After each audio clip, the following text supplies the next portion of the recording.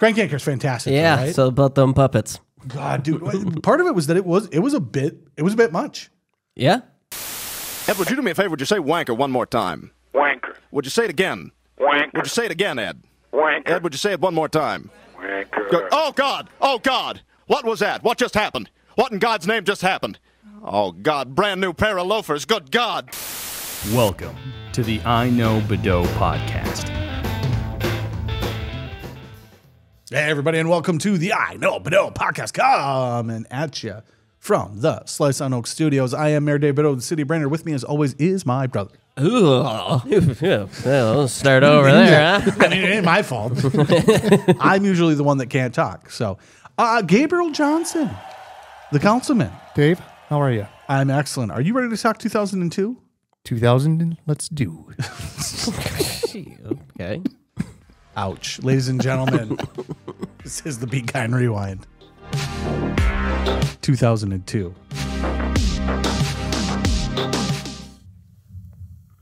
I mean, you got to be fucking kidding me with the drums. We've been sitting here for a half hour in silence, and the drums are back. I guess we'll just have to deal with it. If you can hear the drums, we apologize. We got drum lessons happening next to us in the studio over. So, and evidently there's a little bit of bleeding this out. Well, see you later. You guys want to talk 2002? Yes.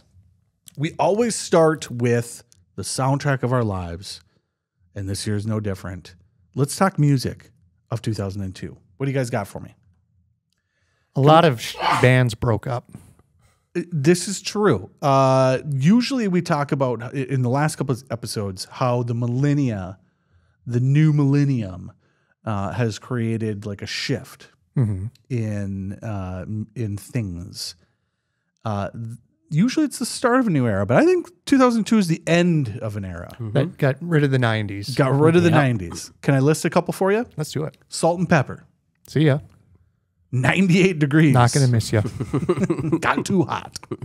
Maybe cooled down. And maybe that's it. Cooled down too much. You know, 93 degrees doesn't sound quite so great. Alice in Chains. Miss you. Interesting one. Yeah, miss you, but nah, I think I had all the Alice in Chains I could handle in a lifetime. Like when I want to go back and listen to Alice in Chains, there's Alice in Chains available. And it seems like the right amount of Alice in Chains. That's a good take. Yeah. That's a good take. It's the right amount. And then lastly, In Sync. Good riddance. Which is spelt. For a guy that's dyslexic, you would think that this is the way that everything should be spelt for me. However, at the same time, like my brain can't comprehend. But it's just sync. Yeah, I get that. But my brain wants to read it inside out. So I'm reading the Y first. So I'm YNSNC. It doesn't work for me. But because of the disbanding of NSYNC, we have the debut of one Justin Timberlake. Okay. Justified. Cry me a river. How do you guys feel about this momentous event in our life's history? Was the album named Justified? I thought it was. Maybe I'm wrong. No, it was. Okay. Because he felt justified in breaking up a boy band? Probably. Yeah. Probably. He is justified now. Yeah, I went double platinum and you guys ain't doing shit. Yeah, And it was his first album, so he knew it was going to happen. Yeah. I do think it's interesting because now looking back on it, just recently they were on Hot Ones together, and because I think they were doing another tour together. So they had the distance is long enough now that they've all kind of created their own little lives, but yet at this time, Justin was justified, right? Justin's going to go make his bank. Nobody else is making bank. He's making the bank. I don't think Justin was making the bank anymore. At least from the way he was interacting in this group, it didn't feel like, hey, Justin went and had this blow up career and we're all just kind of scrapping at scraps.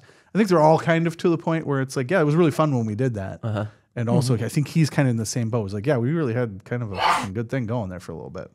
I think he's done quite all right, though. I'm not saying he hasn't. I'm not saying what he a hasn't. broke loser. Yeah. It's Well, like he's out there driving around drunk or something. just did. It's gonna really ruin the world tour. If you haven't witnessed any of the stuff about Justin Timberlake recently getting a DUI, great story. Go look it up. I mean, the actual story itself is he was driving drunk, but the audacity of the rookie officer Timberlake's pissed at the officer. He's affecting the world tour. And then the media is just piling on this rookie cop who doesn't know what he's doing, arresting these celebrities for breaking the law. for driving drunk. I think we've all just established that, like there is a limit. We may argue that the limit is not enough, right? But at the same time, like if I get pulled over and I get, as the mayor, it's scandal. If I don't get arrested. So, and if you're a poor person, maybe you have to drive home, right? Maybe you can't afford an Uber. Those are expensive. Justin Timberlake. Yeah. Call your mom, Justin.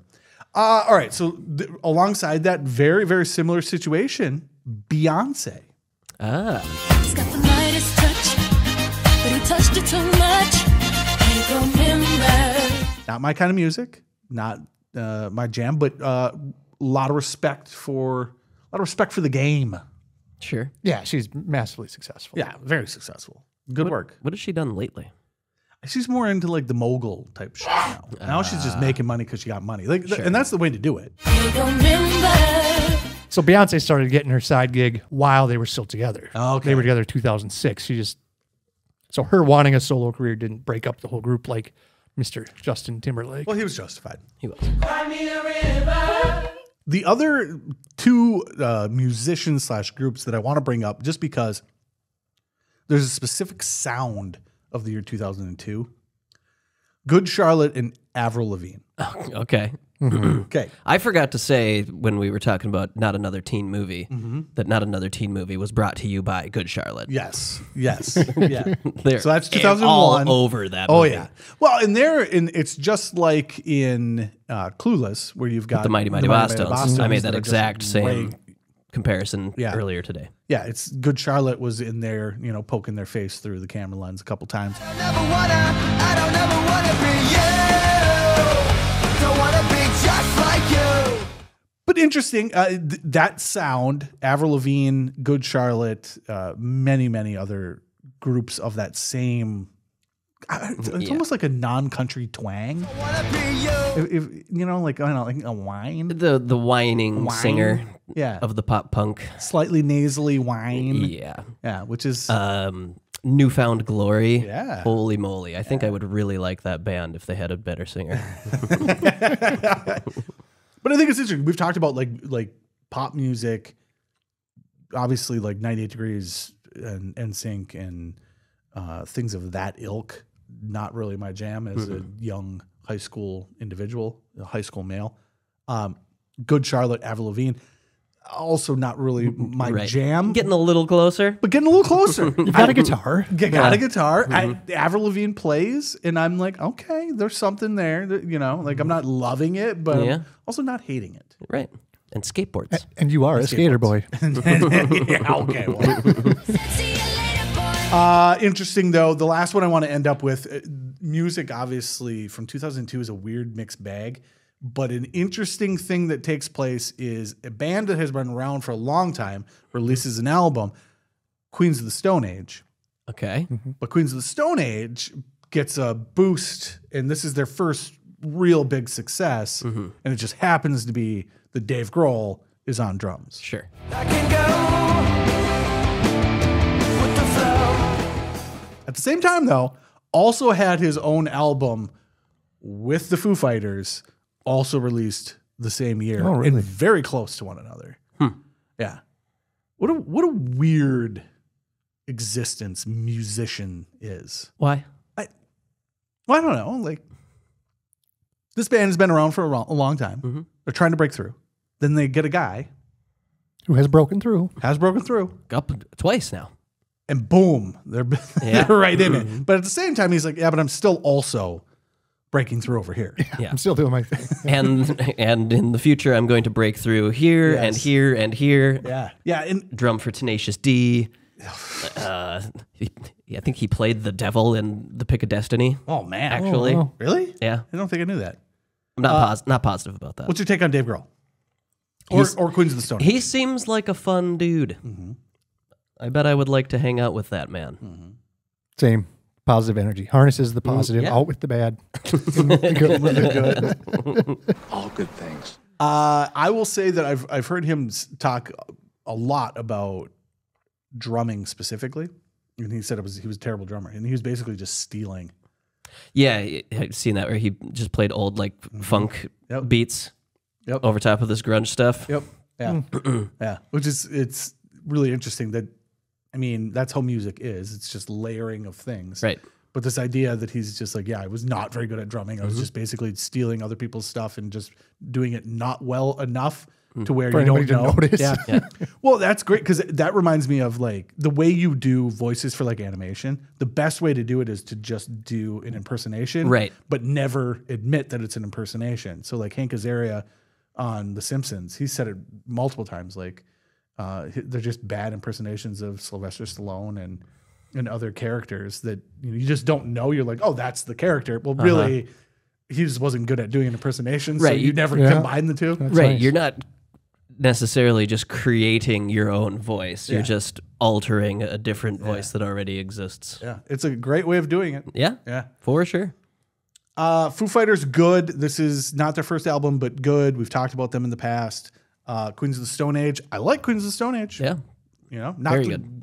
top of the list of greatest band ever, but good music. Given the time and place. Well, I don't know. Some of us were justified. All right, should we move on? Gabe, you had said that there was one big news story from 2002. Big news story. Revealed. The funniest joke in the world. Wait, hold on. 2002, They found it. scientists They found it. got together. Where was it? The world's funniest joke was unveiled by scientists today at the end of the largest study of humor ever undertaken. By scientists. The Laugh Lab experiment conducted by psychologist Dr. Richard Wiseman Sounds really funny. A wise man. from the University of Hertfordshire attracted more than 40,000 jokes and 2 million ratings. British? Yep. Okay. All right. The joke, which received the highest global rating, was submitted by 31-year-old psychiatrist Gerpel Gossel Okay. from Manchester. Gerpel Gossel. All right. So this is Gerpel. This is a Brit submitting a joke to other Brits. For judging by other Brits. If it doesn't have farts or dicks in it, I don't know them by Brits. 2 hunters are out in the woods and one of them collapses. He doesn't seem to be breathing and his eyes are glazed. The other guy whips out his phone and calls the emergency services.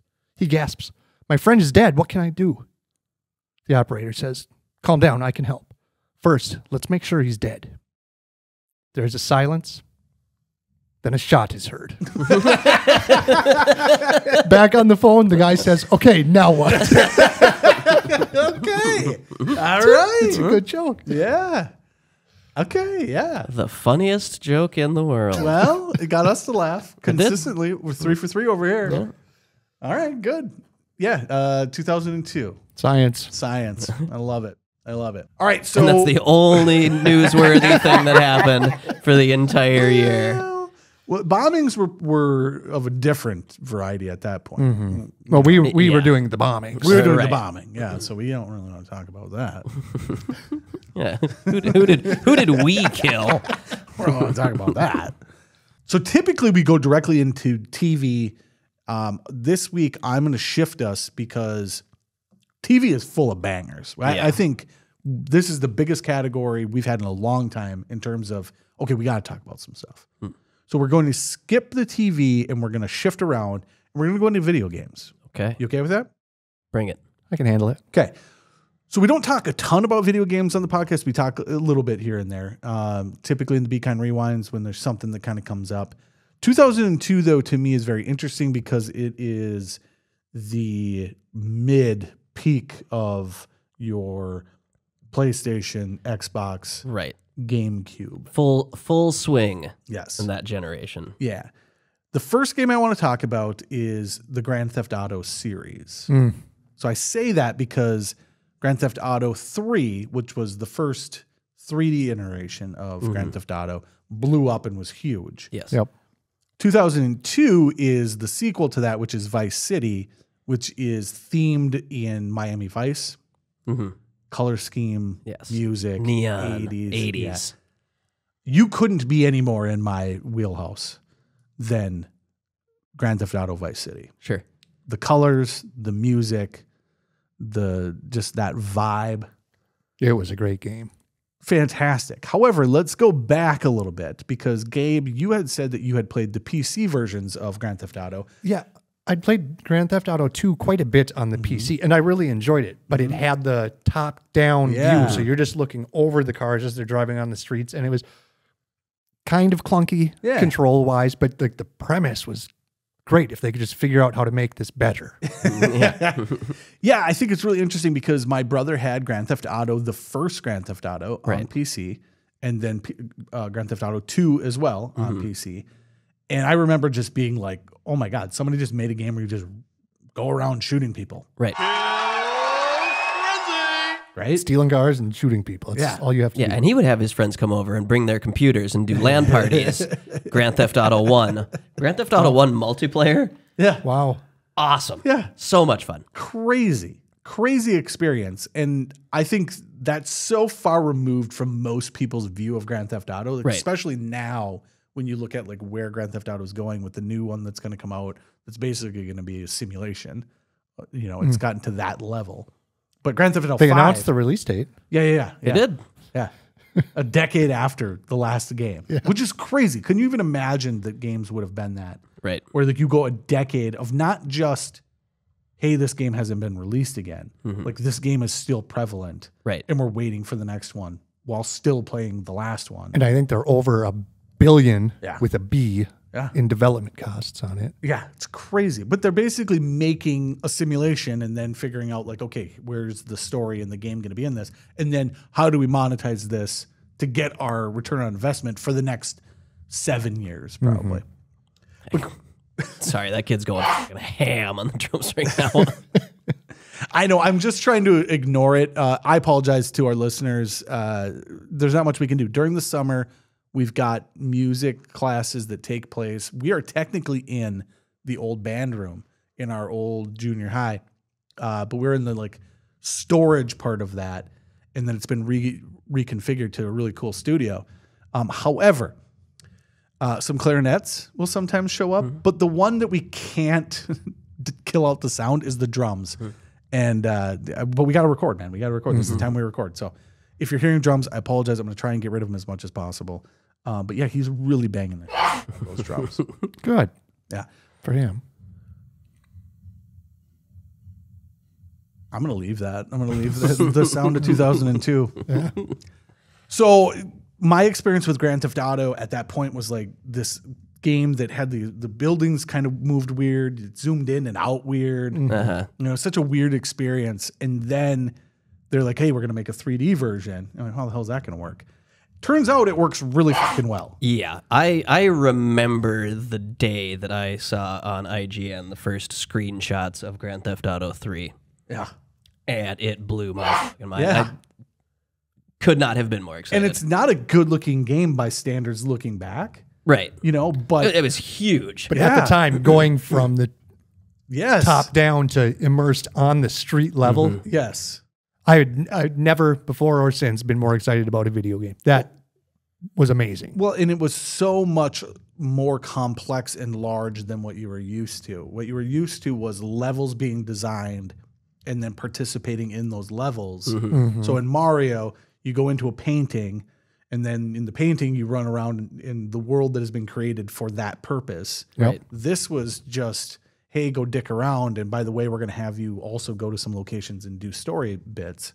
Yeah, you can do missions if you want, or you can just go to the casino and gamble. Yeah, I don't think I ever went through that entire game. I don't think I've ever beaten a single Grand Theft Auto game.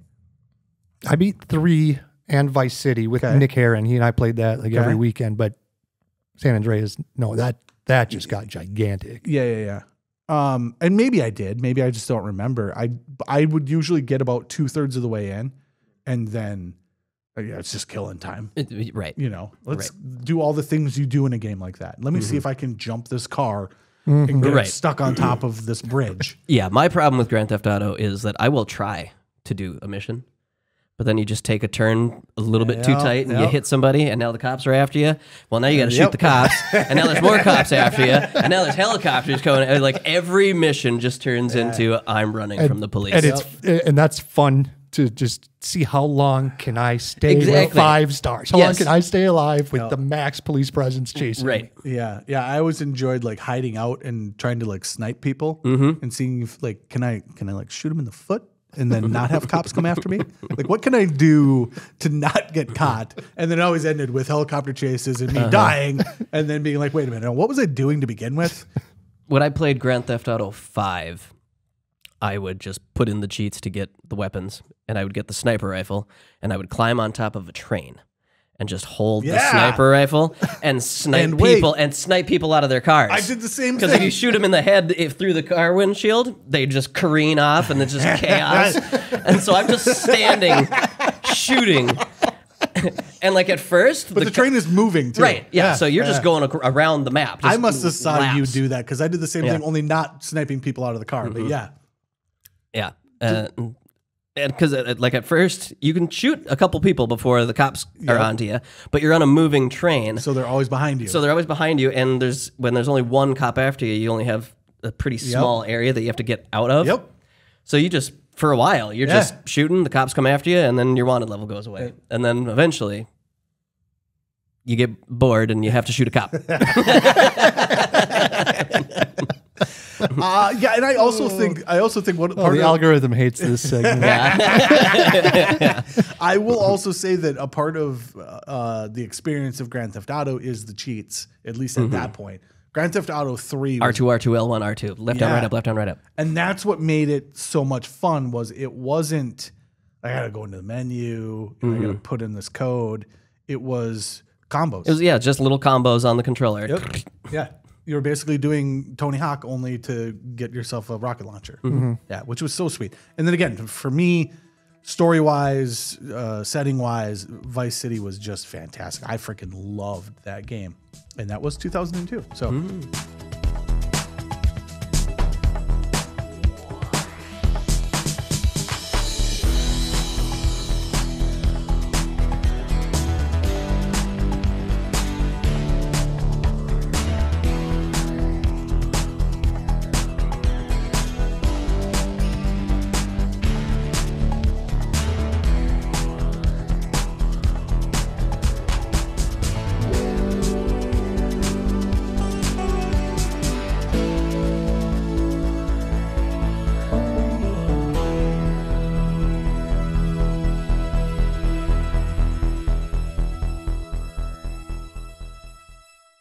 Any other takes on Grand Theft Auto other than just it's pretty goddamn sweet? Yeah, it's pretty goddamn sweet. Yeah.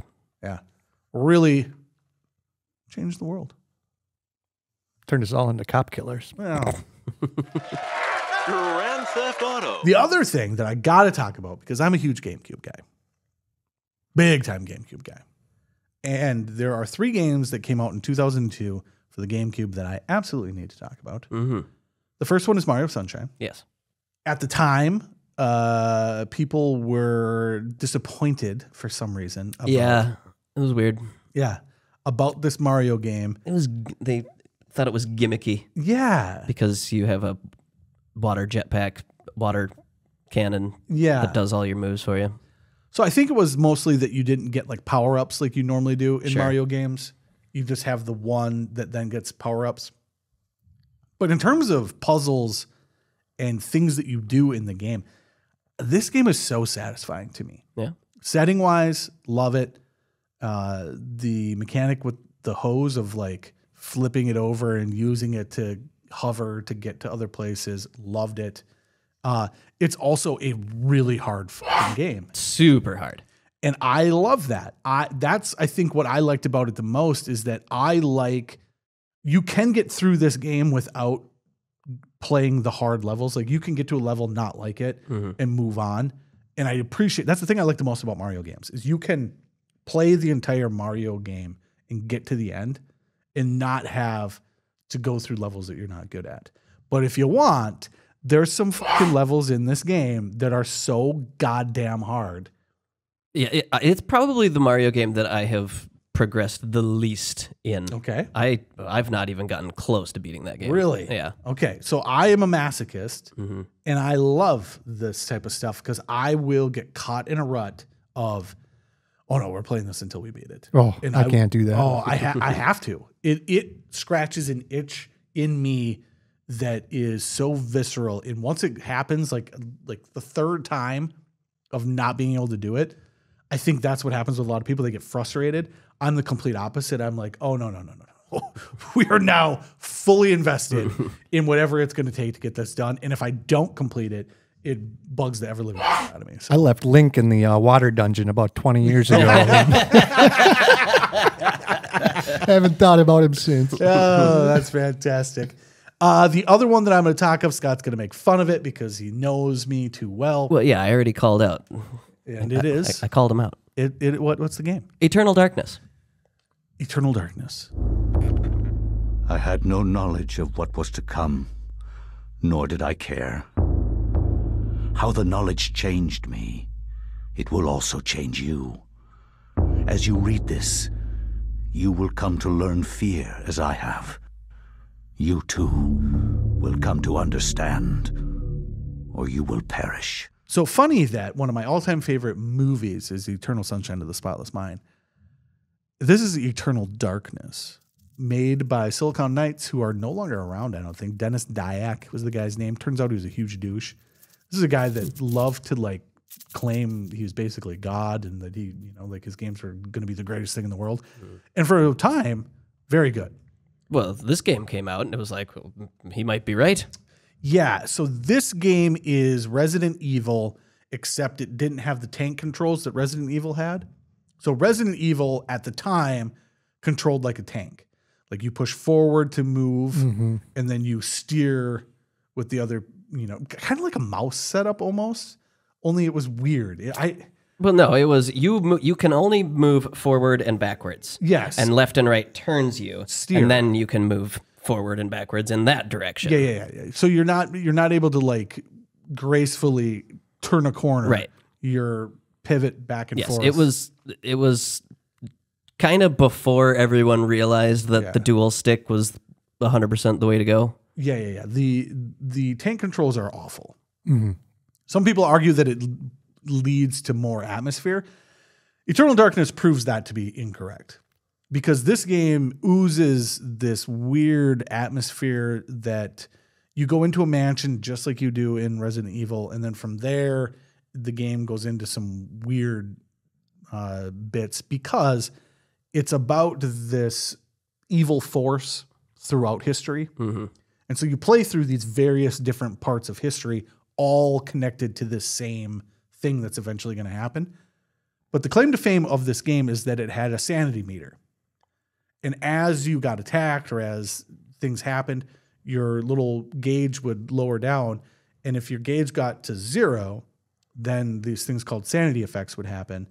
And it was the craziest shit that I've ever seen in my life. I have not experienced anything like that before or since. So the game actively starts to fuck with you. Starts to fuck with you, the player. Not the person in the game. Yep. Fucks with your own head. So Well, that's fun. So things are Wild. It is, and you can't even do it justice. There's one in particular that I had a friend at the time because we had just graduated, and he's like, "I'm playing this game," and I said, "I'm not going to tell you, but when it happens, call me." And he called me and he said it happened, and he knew exactly what I was talking about because there is something that is so video game centric to this game. They do something that is cruel and unusual, and it is so fucking harsh. And then when you realize that the game is fucking with you, you're like, that is one of the greatest experiences I've ever had. Yeah. It's unbelievable. Like, are you fucking kidding me? Yeah, what, you are about to start punching your TV. What the fuck just happened? And then the game just goes, ha! JK. Fucking with you, dude. So it's amazing. So what did it do? So I won't say specifically. Spoiler alert, it was 21 years ago. All right, spoiler alert. So when it initially... Just little things to begin with. like bugs going across the screen or things like that. Okay. The volume bar Yep. would start to go down. It would look like the volume of your TV would turn down, and it would turn the volume down. So then you got to look for the remote, and you're like cranking your TV, and then all of a sudden the sound comes back on, and you're just blasted. And so it would always do this thing where it would like the thing would happen, and then the screen would kind of swipe, and it'd be like back to reality. The darkness is coming. And every time you're just like, God damn! Because as soon as it happens, you're like, God damn. So and it would do things like you'd be walking, and all of a sudden your character would like get chopped in half. Like it'd be walking, and like its head's gone, and just weird shit. Where you're like, what the hell is happening? All of a sudden, the controls aren't working correctly. And you're like, do something. And then you die, and you're like, what the fuck? Yeah. And then splat or whatever, the little flash comes on the screen, and you reset. Didn't It's happen. Like, Didn't happen. Gotcha again. It happened so many times. So I don't even want to say what the big one is because I don't think it's. I think if you have any desire to play this game, that's the one. It's like telling the ending of a story because that's the whole point of playing this game. Right. The game itself is okay. This is the whole reason to play that game. So I'm not going to tell you. I'll tell you off screen what it is. And those of you that have played the game know what it is. And those of you who have not played the game, go look it up on YouTube, I guess. Yeah, I guess so. Many good memories of being furious at this fucking game. It's like, what is happening right now? Why is my guy walking the wrong way? And then you die, and you're like, what the fuck is going? It's great. And the idea that it's tied into the game is about sanity, and the idea that it is tied into the sanity, it's great. Fantastic experience. I highly recommend it. Go get your hands on it. Eternal Darkness. Face me, and you shall surely perish. What's the third? The third game is Metroid Prime. Oh, of course. Scott, you got to take on Metroid Prime. Yeah, I played the fuck out of those games when I was a kid. Yeah. And Metroid Prime 4 was just announced this last week. Yes, it was, sir.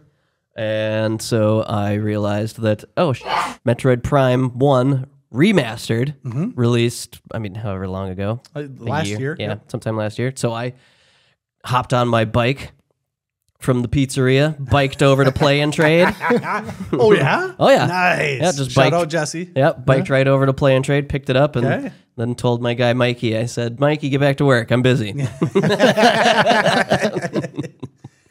Fantastic game. Another experience where Metroid had always been a side-scroller. Metroid Prime was when they took it into 3D. People said it couldn't be done. People said it would never work. It turns out it fucking works. Yeah. Great game. Absolutely great game. Great game, great experience. Metroid is all about atmosphere. It's the original Metroid was based off of movies like Alien specifically, but it's all about atmosphere. You're supposed to be creepy. You're kind of in this world alone. And you're all alone. Nobody's talking to you. You're just exploring. Trying to figure out what the hell was going on here with this ancient civilization. I like that.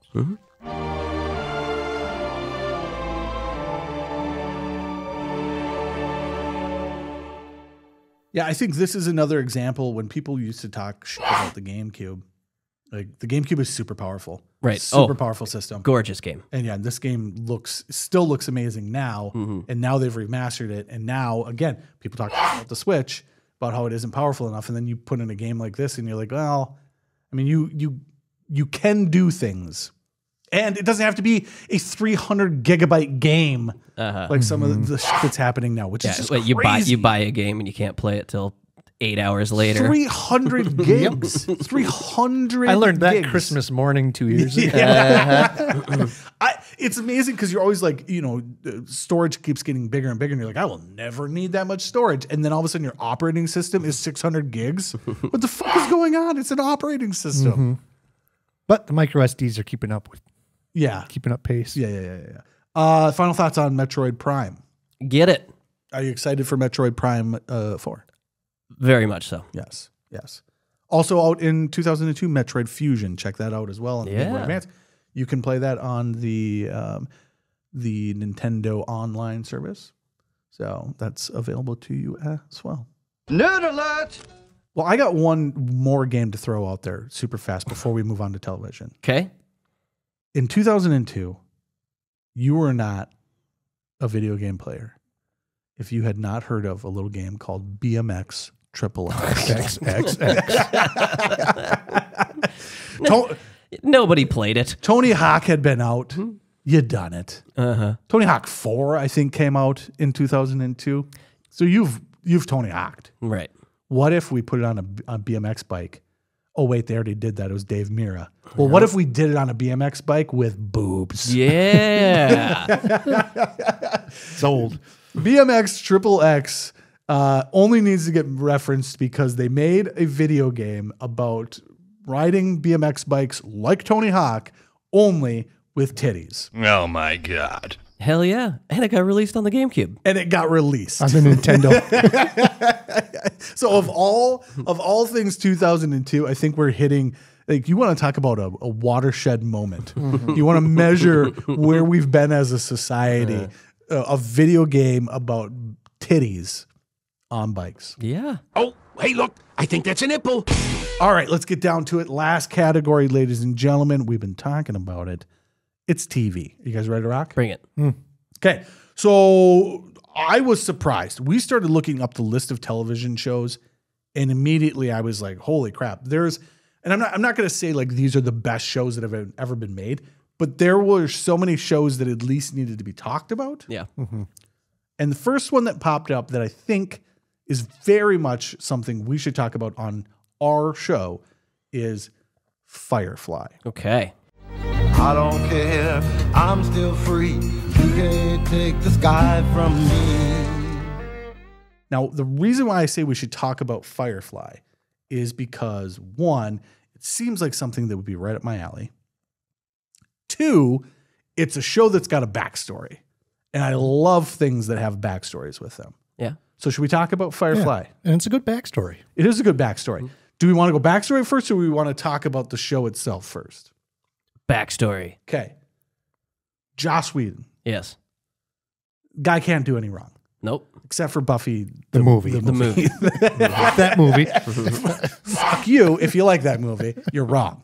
He says, I'm going to make a television show. This is after Buffy, the TV show, which has been very successful. And he decides he's going to make a Cowboys in Space. Space Western. Which turns out right in Dave Badeaux's wheelhouse. Yeah. Big fan of Cowboys in Space. Didn't think about it until I rewatched this. But when I was a kid, there were multiple cartoons that were Cowboys in Space. Brave Star, Silverhawks, others, etc. etc. I mean, kind of Voltron-ish.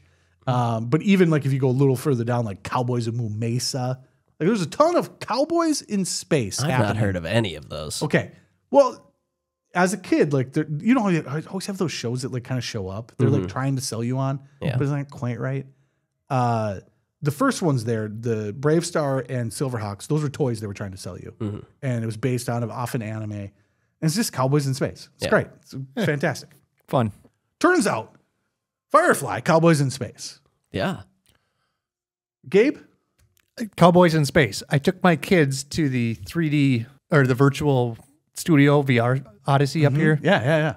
And the game we played most of the time was we were cowboy robots in space fighting aliens. Yeah. It's just a theme that never ends. Man. The Muse, it's got the song Knights of Sidonia, which, fun fact, I, for whatever reason, thought it was Knights of Cambodia. And said that out loud to Scott. I'm surprised you remember that. Oh, how do I not remember it? Like, my world shattered. I said it, and you go, did you say Knights of Cambodia?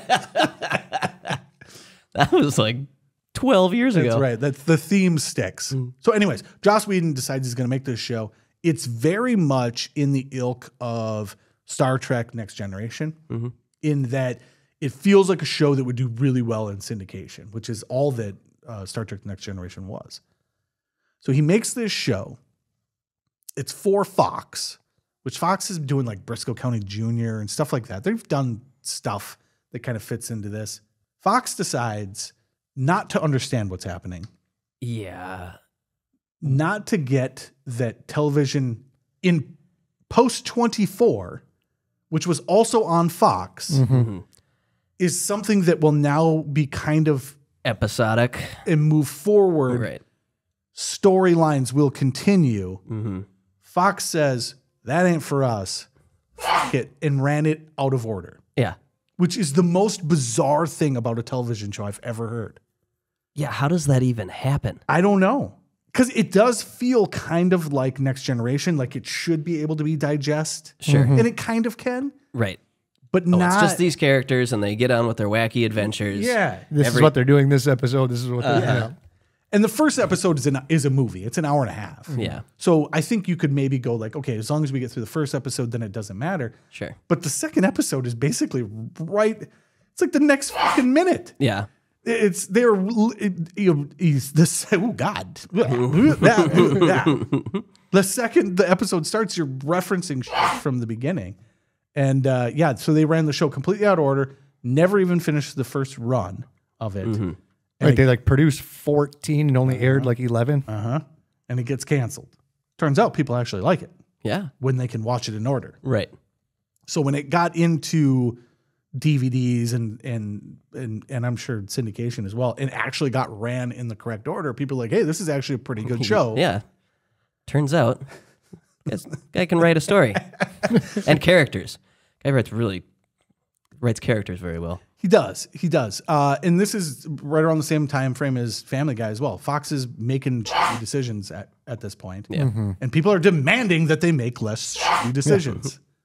So that's the backstory of the show itself. It basically was set up to be something that should have been big, completely fumbled, and then turns out to be a gigantic flop because it was super fucking expensive as well. Yeah, it was Cowboys in Space. Yeah, right. Yeah. With really good special effects. It won an Emmy for its special effects. A show that made it 2/3 of the way got through. canceled in the first season. Was winning awards. But let's talk about it. Scott first. I want Scott's take on it first. Scott, how do you feel about Firefly? I thought I was not going to like it that much. Okay. I thought it was going to be super, super cheesy. Yep. And kind of cringy. That is not the case. Yeah. It's pretty fucking good. It's pretty well made. It's pretty goddamn well made. Yeah. Joss Whedon, say what you want about him, he can write characters well, and and the storyline is pretty cohesive. There's not a lot of fat on it. It's fun. It's fun. There's some moments where you get some of that extra cheese that he's known for. Right. Yeah. Right. And a little bit sometimes it goes a little far. I'm like, okay, move on. But all in all, I really like this. Yeah, I will agree because I also don't like Buffy. I'm not big into his other TV shows. Yeah, I never watched any of it. I think it's okay. Buffy, Angel, my older brother loved them. Yeah. So I've seen it, never consumed it appropriately. Gabe, how do you feel about this?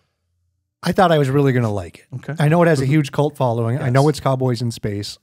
And I watched a few episodes, and I think it could be good. I can't get over how much I don't like the leading actor. Okay. You don't like Nathan Fillion? Not in this role. Wow. Interesting. Okay. It was like a, I don't know, a pussy Han Solo or something. Little bit. You know, and it's like, well, if you're trying to recreate Han Solo, just make him Han Solo. True, but also because there's a very specific point in this show where he does something that I was like, oh shit. Like, okay, that character is much different than what I thought you were going to draw this character, because I thought it was going to be very much a pussy, right? Like he's just always going to do the right thing. Yeah. You know? But there was a very clear... Han Solo with a conscience. Yeah, what is that? Yeah. Well, because the show is about he owns a ship that basically does smuggling in order to stay alive, right? He's got a ship. If you got work, or if you got a...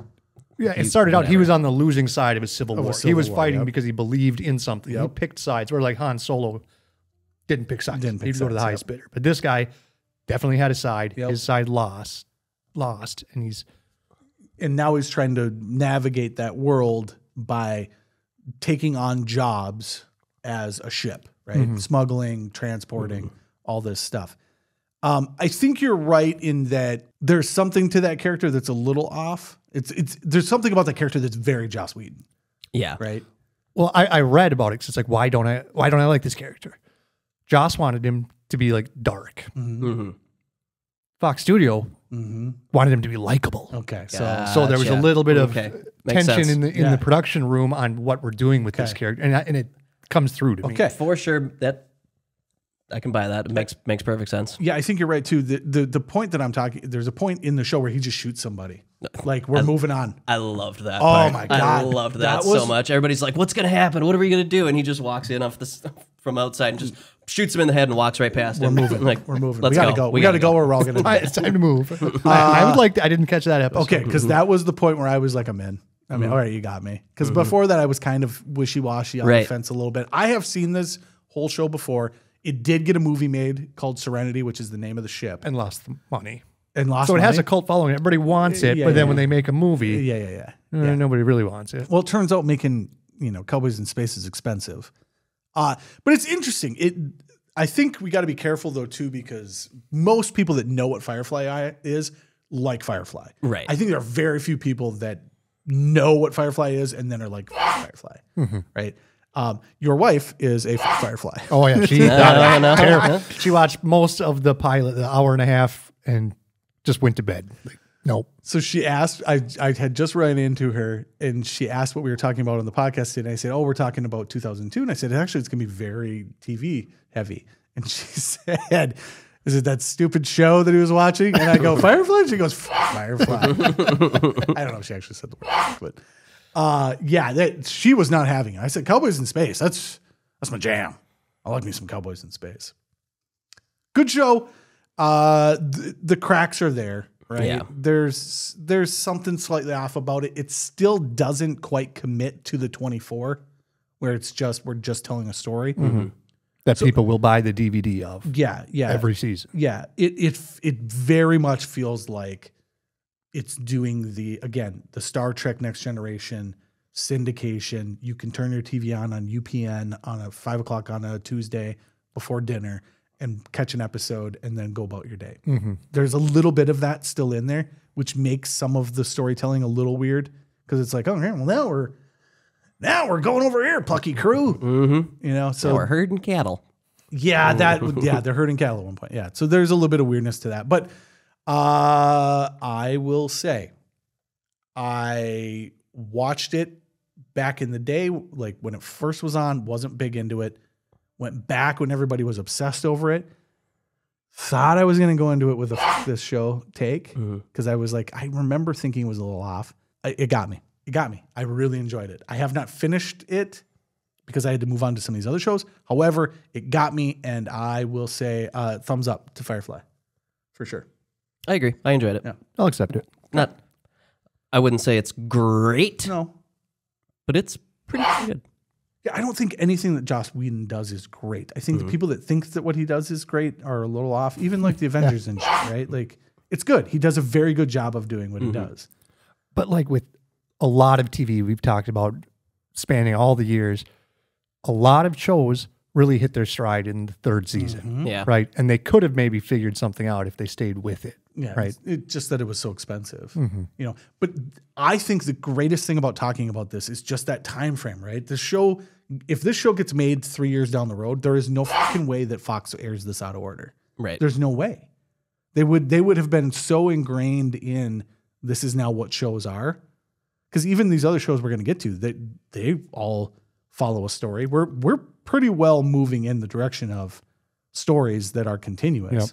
So the idea that you ran a fucking show out of order is so bizarre to me. So when I watch it on the streaming service, I don't know which one, is it in the correct order? Correct order. Yep. Okay. So they have since, even with the DVDs, they corrected that. I was curious about that because the first episode that's like an hour and a half long was called Serenity on the app I was using. Yeah. Yep.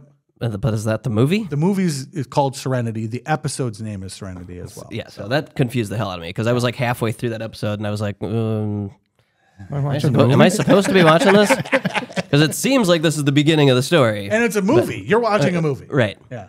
So that confused the hell out of me. I also think it's really funny that before the episode starts, they do an overlong exposition of, well, we're out in the middle of the outskirts of space. A man with a ship can get work.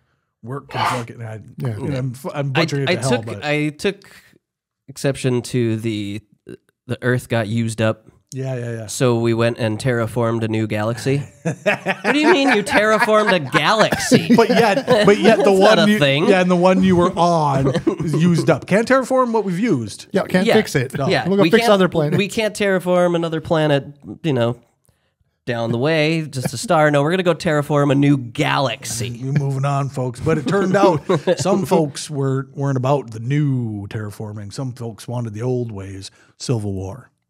Well, apparently the alliance is like China and America teamed up and took over the new galaxy. Yeah. It's got some really cool stuff, including the inclusion of Mandarin and Chinese bits.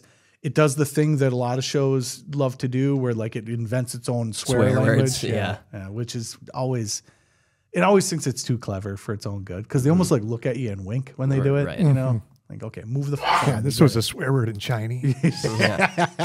Gorem instead of goddamn. Yeah. Took two D's and turned it into two R's. Yeah, we're all right. We're all right, folks.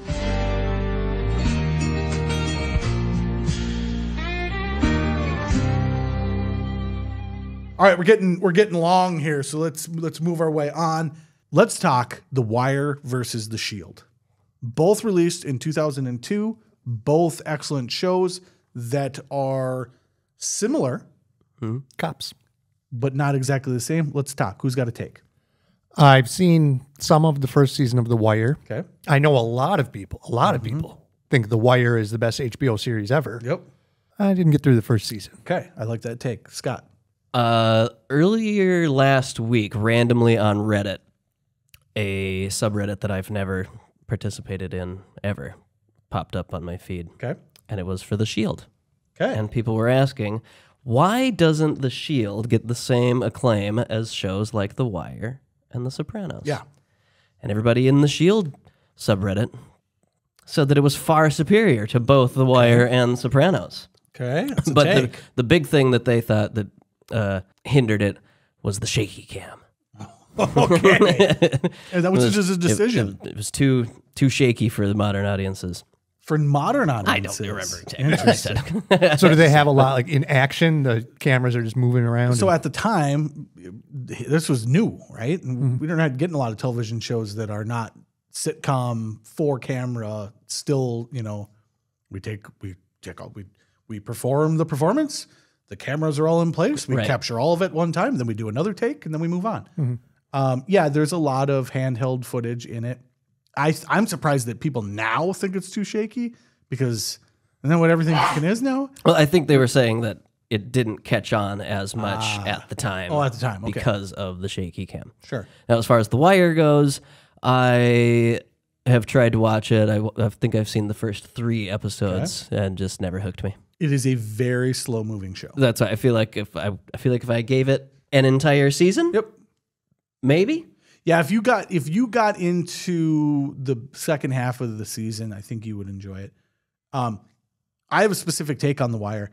I had heard it was amazing, and then went back and watched it, and this was probably 10 years ago, and I had the same experience that Gabe had, where I was like, what are we doing here, right? It's like pagers and payphones, you know? I was like, this show is about technology, so much so that it starts off with a bunch of technology in the opening credits, and it's all stuff that is like, yeah, dude, I can do that on my freaking phone now. I could do that on my calculator. Yeah. Who has a calculator? Why would I say that? But now 20 years removed from it, it's a period piece. If you watch it thinking that it's a period piece, it's interesting to go like, oh yeah, pagers, payphones.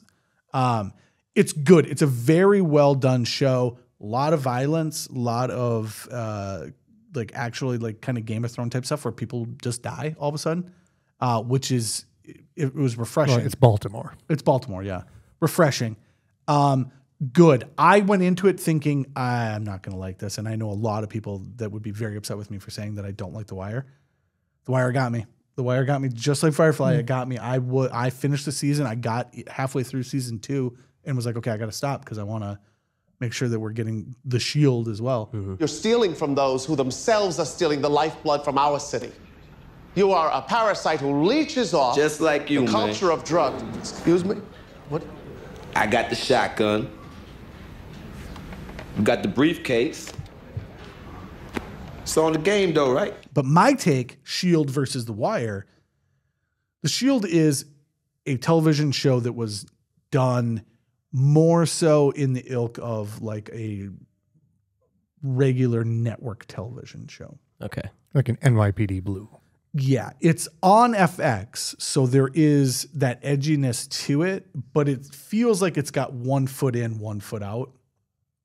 It doesn't quite lean all the way into where gritty gritty cop drama. We're halfway of like still kind of a network television show. Okay. And I think that's the problem it has. The audience wise, like The Wire is slower, but it's definitely an HBO show. It's like Malcolm Reynolds in Firefly. Yes. Don't know if you want to be dark or funny. That's exactly it. It doesn't know. Are these? Is it Reynolds? Is that his name? I don't remember. I just went with Mal, it. like It's Mal. Mal, yeah. Nathan Fillion. Nathan, yeah. I just accepted it. It skates a little bit in between. However, end of the first episode, there's a moment where you're just like, oh shit, this is different, right? Okay. And that first moment that happens, I was like, okay, you got me. I'm invested. We're going to go through the season. Good show. I have not watched it to its fruition. I think there's 8 seasons of it, but I can vouch for the first season of The Shield is a decent bit of television to watch. Word. Maybe I'll check it out after I'm done with The Wire. Yeah. I don't know if you're ever going to make it through. The Wire's slow, dude, but it's an HBO show. The Sopranos is pretty slow too. Like if you really think about it. Oh, yeah. You got a lot. I mean, he's in therapy and home life. I started watching The Sopranos 6 months ago and did not get through the first season. Absolutely loved it when it was on. I subscribed to HBO to watch the show every Sunday night, but no, it's not good. It's pretty slow. I would say it's good. It's The Sopranos? It's good. I still love it. It's a Is great it show. Your but- favorite show? You just called your favorite show not good. It didn't draw me in this time. All right, I know how it ends. Nobody knows how it ends. I've seen the end and I don't know how it ends. I have not. I've never finished it. I've never finished The Sopranos. Every time I go back, I get a little further in. Like the first time I watched it, and I was well behind. I got a couple episodes into the second season, and this happens to me a lot. A couple episodes into the second season, if you don't have me hooked, I'll stop watching. That happened the first time. Second time, I was like, got a couple of episodes into like the third season. And I just kept doing that. I don't think I've ever finished The Sopranos. I have a pretty good idea of how it ends, which is, does it end? No. Something It happens. doesn't end. Nothing happens. It's just... Yeah. Something is probably about to happen. But I don't know. Does it happen? Who knows? All right, Shield versus The Wire. Yes, go watch. Both are great shows. You'll have a good time, honestly. Yeah, I mean, it's a different experience in both. The Wire is a period piece that is slow moving. It's a Scorsese Okay. show. That's what I would say. Slower than it needs to be. However, by the time you're done, you're like, okay, this is pretty good. The Shield, chaotic at times. The shaky camera stuff is interesting to me because the whole thing kind of feels that way a little bit. But it feels like a TV show, right? Let's go 3, and then we'll move into our last thing. But I just want to shout these out real quick. Monk. Okay. I heard of it. Yep. 2002. Heard people really like it. People really like it. Guys got OCD. Is it kind of in the same vein of like a Psych? Yep. Very much. Okay. I love Psych. Very much. If you like Psych, you would like Monk. Same fucking thing. Okay. Only the character is not cocky. He's awkward. Okay. Yeah. He's not just kind of sort of tricking people. He's just really like that. Yeah. More so like he's just off. Yeah. And notices things, you know. It's good.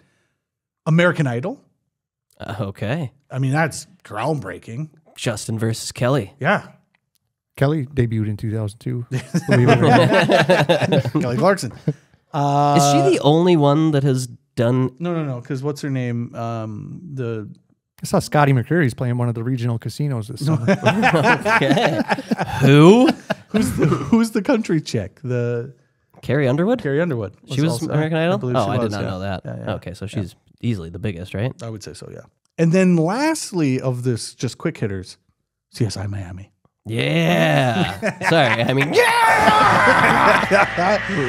we'd be amiss if we didn't just. It's a great intro. Oh man, I should have been wearing these the whole time just so I could take them off when I said CSI Miami. You have to put them on. Oh yeah, that's right. Most of the time it's putting them on.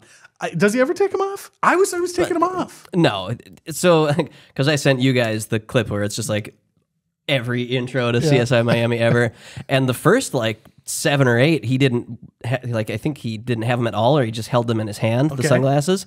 And then someone's like, "Get this man sunglasses." And I thought, is that? Have we been lied to? Does he never put the sunglasses on? And then the next like 12 in a row, he stops, puts on the sunglasses, and says the thing. That's funny because I totally forgot that you're right. He's putting them on, not taking them off. Yeah. Because he's already in the scene. Right. And now he's exiting the scene. Yes, exactly. He's getting ready to go and get down to business. What a preposterous show. It's watchable, though. It really is watchable, but it's so preposterous. There's just everything that happens in that show. You're like, I mean, for fuck's sake, man. For fuck's sake. One last one here. That 80s show. Never watched it. Not once. Not once. You only want to talk about Glenn Howerton. I only want to talk about it because Always Sunny in Philadelphia, Glenn, which is Dennis in Always Sunny, was on the show, That 80s Show. Huh. It did not succeed. No. How many episodes did they get? I don't 3? know. I didn't even look into it. It did not do well though. People loved That 80s Show. Or sorry, That 70s Show. Yep. People love the 80s. And people love the 80s. We got a surefire solution here for you, folks. You love it, and you love it. You're gonna love it. Turns out people did not love it. No. But I do love, I love it. I love the idea that, well, where the fuck was this guy before it happened? Yeah, you like go back and watch it, and you're just like, holy shit. Yeah. It's Dennis.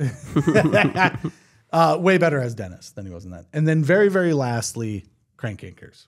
Yes. So let's talk about it. We're going to give this a couple minutes here. Could there have been a time frame in the world in which a show as raunchy as Crank Yankers is could exist, also using puppets? I don't know. And run on television for 8 seasons. Right. 8 seasons? I think so. Oof. I thought they did like 3. No, I think it's like 8 seasons. Yeah, it switched to MTV2 after a few, but it was... Okay. It kept going. Yeah. Let's talk about Crank Yankers. For those of you that are not aware of what Crank Yankers is, Comedy Central, which was basically the Adam Carolla and Jimmy Kimmel network for a while, they pair up and say, we're going to make crank phone calls to people, and then we're going to reenact it using puppets. Yes. Fantastic premise. So good. Oh. And you're getting top tier comedians or writers of comedy shows to do the prank calls. Oh, yes. And turns out they're pretty fucking good at it. Yeah, I think that's the thing that I thought was as crazy as it was, is that you would think like a Seth MacFarlane or, you know, like even just Jimmy Kimmel. Right. You're like, Jimmy Kimmel's not going to be good at doing crank calls. Because the on your toes wit of a crank phone call is what makes it so goddamn funny. Like you call with a funny premise. Right. And then you just have to ride that premise. Yeah, Right. you have to go where it goes and keep it going funny, and they killed it. And not only that, they reuse the same bits. So the same characters keep getting reused and calling different people. And so you're getting very similar situations, and yet it's still funny time after time after time because where it goes depends on the person that you're calling. Can we talk about Adam Carolla and Jimmy Kimmel for a second? Sure. Like, I don't want to get super political, but... they're a little different now. Yeah, could you have went to opposite sides of shit? I have always been an Adam Carolla fan. The reason that I started podcasting was partially because of Adam Carolla's podcast. He was huge when podcasts first were blowing up. He has since, you know, he got very political. Yeah. And so his audience split, obviously. But Jimmy Kimmel, same thing. Like Jimmy Kimmel used to be... I was never a fan of Jimmy Kimmel. Okay. I always found his blackface to be a little distasteful. Well, so that's the thing, right? So that's what I want to go with here. At least Adam Carolla is Adam fucking Carolla. Jimmy Kimmel is so fucking fake. That man, go watch Crank Yankers and listen to what this man fucking says to people. What his brain thinks up. That's who he is. Now that he's getting big paychecks, now he's going to say that what he really wants is your respect. I'm sorry I did blackface. Fuck you. You're Carl Malone in Crank Yankers. The only reason that I can find that clip is because you actually used a puppet for the blackface instead of you, Jimmy Kimmel. That's all I want to say about him. At the time, I was full in Jimmy Kimmel and Adam Carolla. I thought it was great. The Man Show, stuff like that. I thought these guys were very, very funny. To watch two individuals split completely. Yeah. And honestly, one just kind of kept doing it. Yeah. And the other one decided he likes money. Yeah.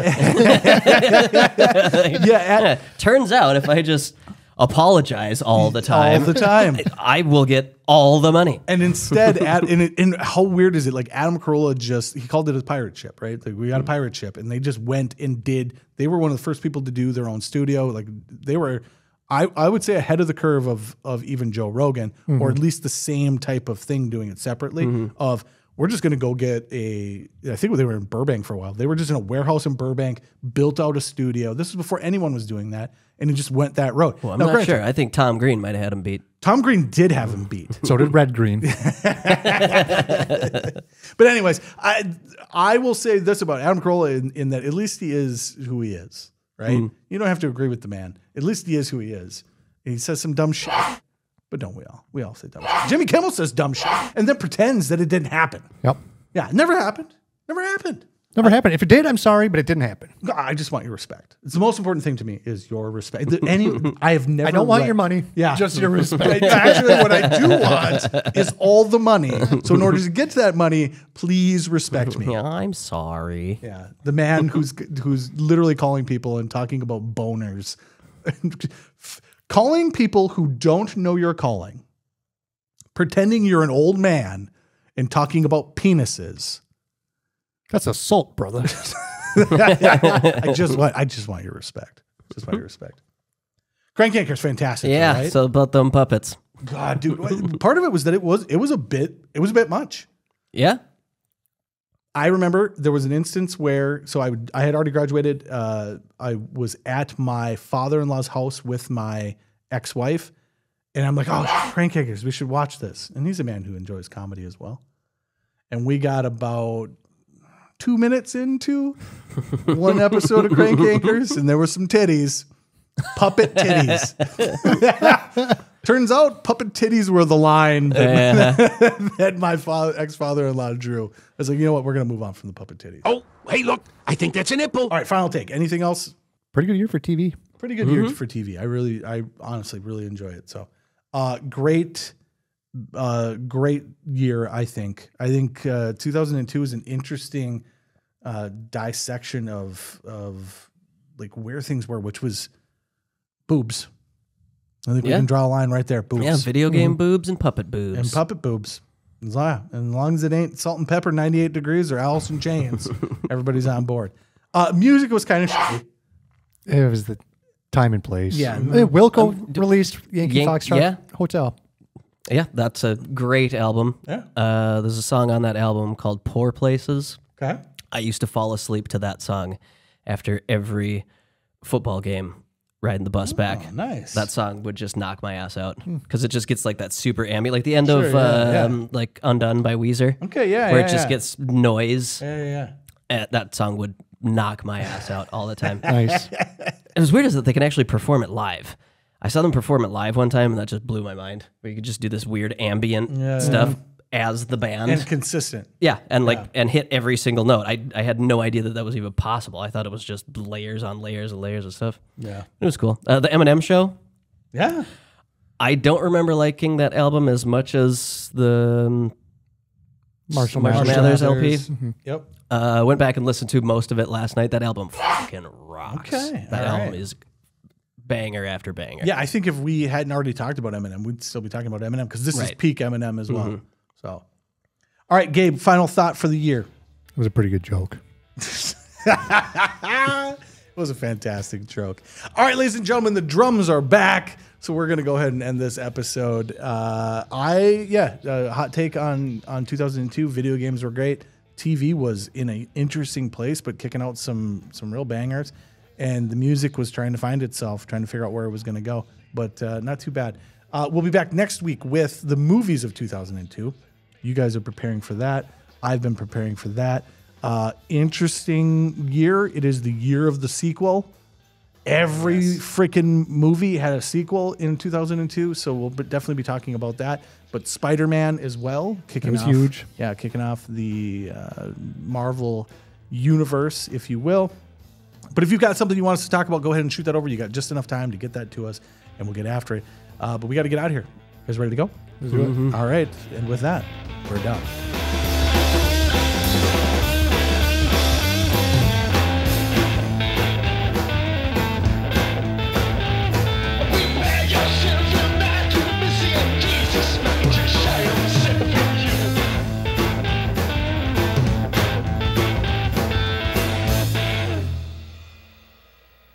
I'm going to watch a movie that I've never seen before, and is one of the only, maybe the only. I think there's 2 movies that you have said that you have walked out of the theater.